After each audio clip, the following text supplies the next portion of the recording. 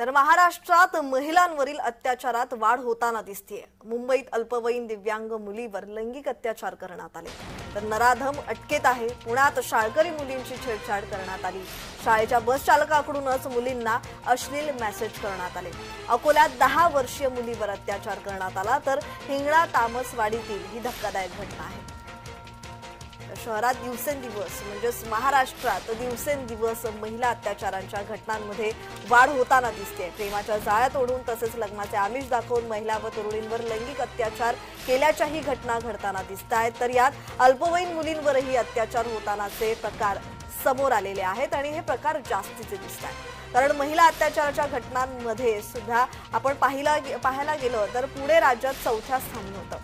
शहरात गेल्या 2 वर्षी 2074 गुन्हे दाखल झालेले आहेत। त्यामुळे महिलांवरील वाढते अत्याचार ही चिंतेचा विषय ठरत आहे। जर आपण पाहायला गेलं तर बदलापूरचं प्रकरण ताजं आहे।